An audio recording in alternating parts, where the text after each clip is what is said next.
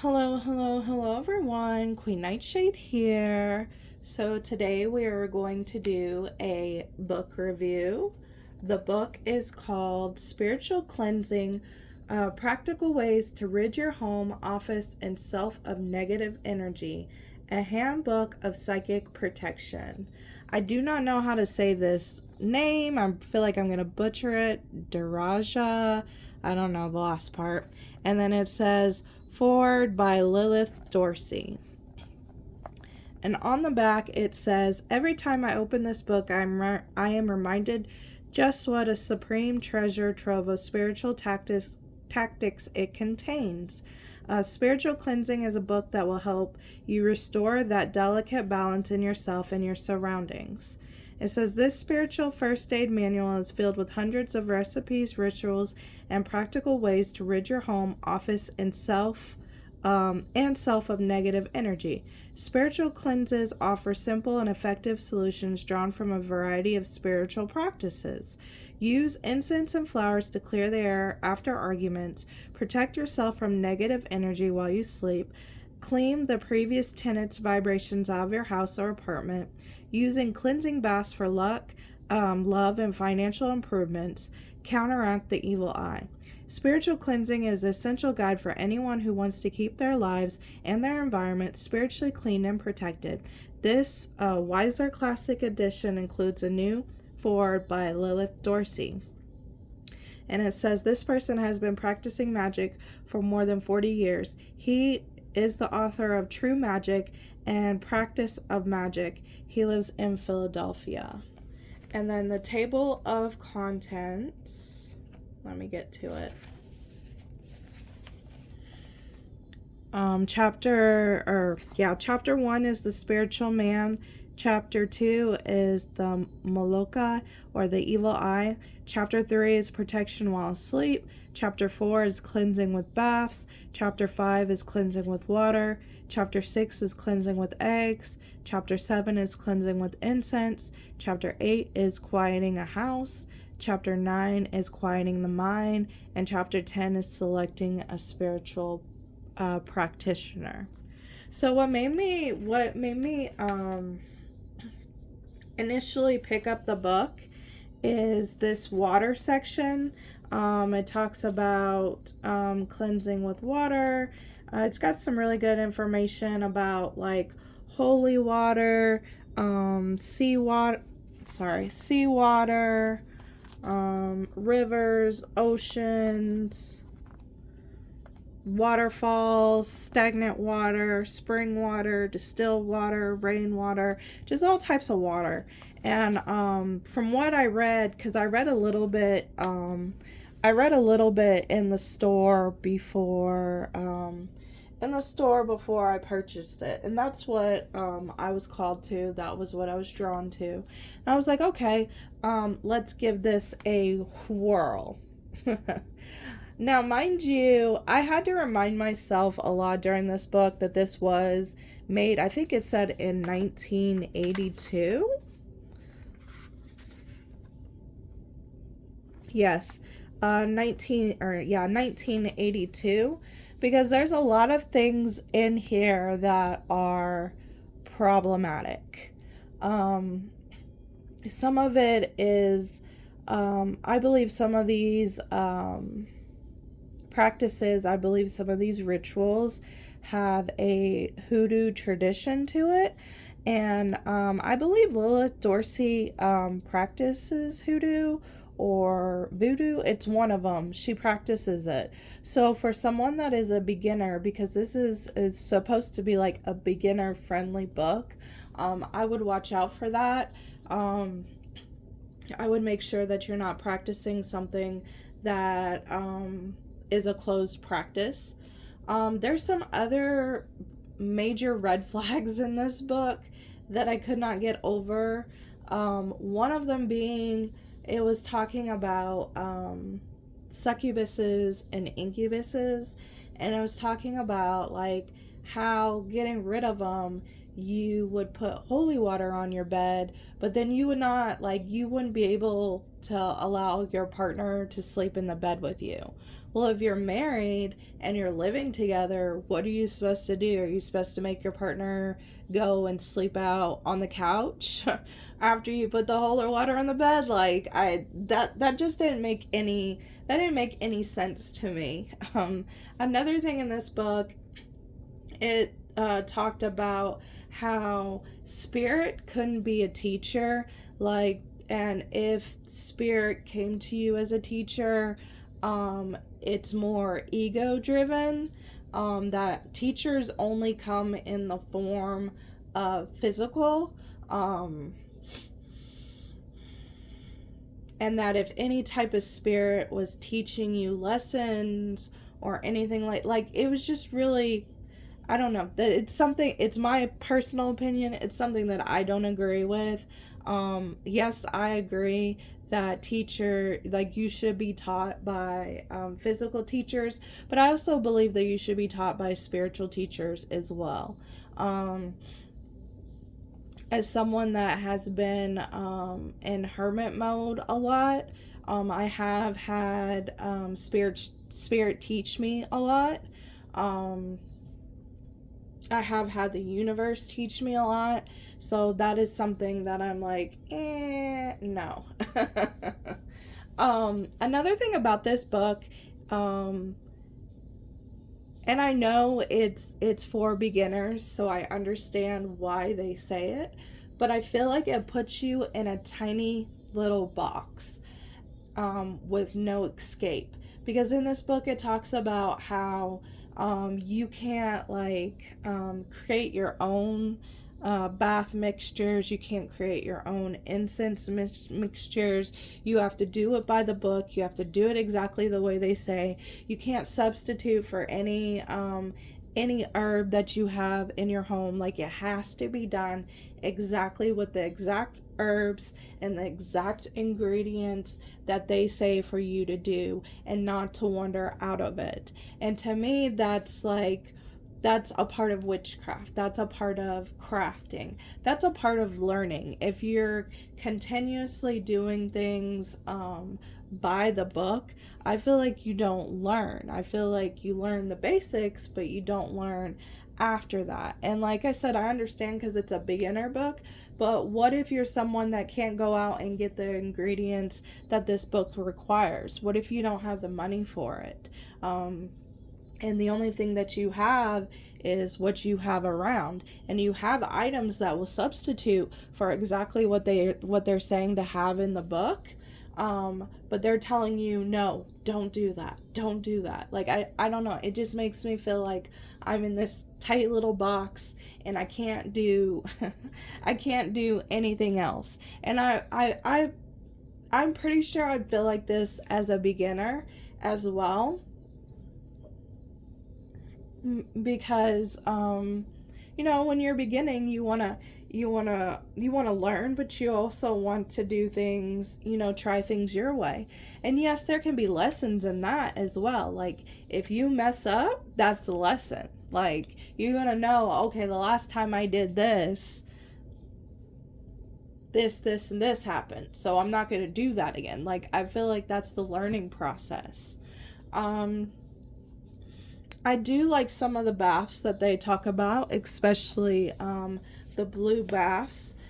But another thing with this is, if you are not Christian, if you do not read from the Bible, things of that nature, I do feel like it was lacking there, because it's always talking about, like, saying a certain type of prayer from the Bible.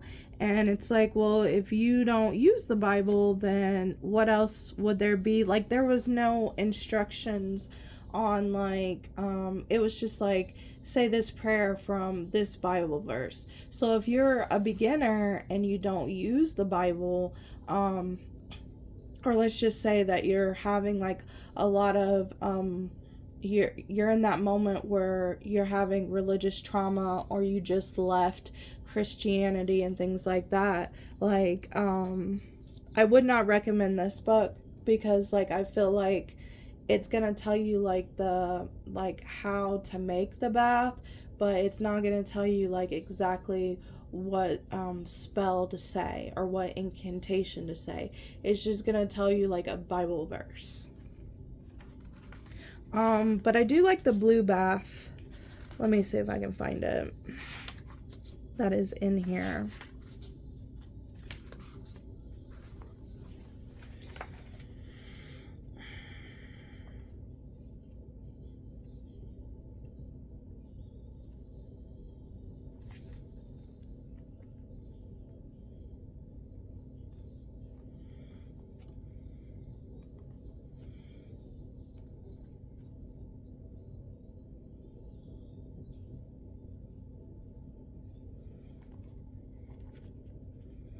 I also like in this book, I didn't know that mothballs were good for protecting the home, especially protecting from like malevolent spirits. And it talked about having like mothballs in all the corners of your home. But I also heard that mothballs really stink. So that's like a preference. Like you can either do mothballs and like deal with the stench, or not. But the blue bath, it says, laundering bluing powder can help revitalize. It is also particularly good in healing after effects of sunburn. Use a half tablespoon of powder or one bluing ball or a teaspoon of bluing liquid. This should be added to a soaking bath, a full tub, and you should relax in it for 10 to 15 minutes. This bath can be taken on 2 consecutive days when suffering from extreme tiredness or lassitude following overexposure to the sun. It is also useful taken a day or two after a beer bath if a feeling of low vitality is present. Indigo is the active ingredient in this bath and is presented in bluing. However, the bath has also worked when someone simply used blue food coloring. Blue is what required. I do like that bath. I like that bath a lot. I was doing this bath before this book, but I do like this bath. I do like, there's also a rue bath in here that I like, which is basically taking rue and boiling the herbs and putting them in your bath water. Rue is always my go-to herb when I need some protection, when I need some hex breaking, when I need to break up some really heavy energy. Like, rue is my absolute go-to. Rue, the 2 herbs that I love the most is rue and juniper berry. Juniper berry I don't use in baths, but I do use it in incense. And juniper berry is not only good to remove like stagnant energy, residual energy, just really heavy energy, but it's also a good herb to do smoke cleansing to when your family is sick, because it takes all that, like the incense, when you smoke your house out, like it rids that sickness in the air, which I love about it, because my oldest, he gets sick a lot. So I use that a lot in his room and in our home when he is really sick.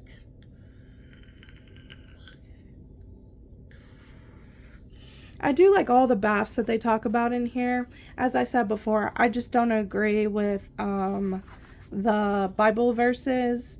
And as I said before, if you're not someone that uses the Bible, studies the Bible, is a Christian, it kind of just leaves those people hanging. It also talks about incense, cleansing with an egg, what to do with the egg. It talks about different types of incense too, like allspice, benzoin, cinnamon, coffee, frankincense, garlic skins, honey, and tobacco. Let's see what else in this book. It talks about floor washes, which was nice. It also talks about like the properties of flowers. So gardenias, lilies, roses, sweet peas. I know how to say it, or I know what it sounds like in my head. I just don't know how to say it out loud. Carnations and chrysanthemums. I think that's what you call it. I do love that. I absolutely love that. It also talks about, it was nice learning some history behind things. It was talking about like how back in the day everybody had this like little routine that they did to cleanse their home and to shut their home down at night for protection. And somewhere along the way, like, we just stopped doing it. It was nice to know that, like, like our great ancestors was doing this, and then, like I said, somewhere along the line we just lost it. But I do feel like, like when the 70s happened, and when I think it was like 2019, 2020, when like the new age spiritualists came in, and I kind of feel like it was the same thing in the 70s. And while like I don't really agree with new age, because it can be very toxic, but it does like bring us back to remembering like cleansing and spiritual baths, and clearing out the home and protection and things like that. I do like that about it. So this was a very short and sweet. Would I recommend this? Oh, I would recommend it to beginners.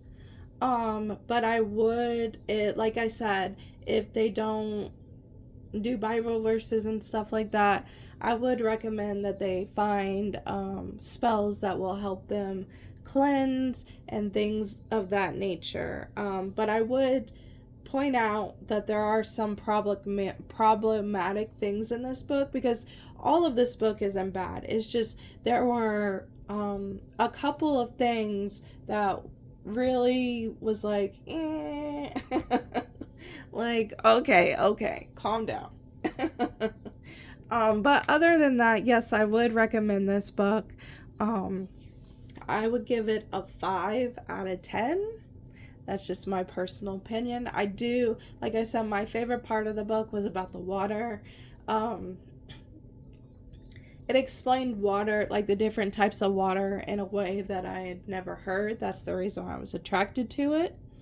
But yes, it does have some good baths to do. It does have some good mopping your floor of like negative energy. It does have some different and unique ways, like the mothballs and things of that. I know a lot of people back, because I was even asking someone that was a lot older than me, and she said, yeah, we did use the mothballs. So I thought that was cool. That was something that I didn't know, that I learned. That's why I kind of like, I don't really mind beginner books, because I feel like each new beginner book that I read, I do pick up a little bit of something that I did not know. That's why I love reading beginner books, because I like learning new things. And while I know I'll read some things that I already know, I also know like I pick up little small things that I didn't know. So yes, give this a try, especially if you're a beginner. Try some of the baths and let me know how it works out for you. All right, till next time, guys. Bye.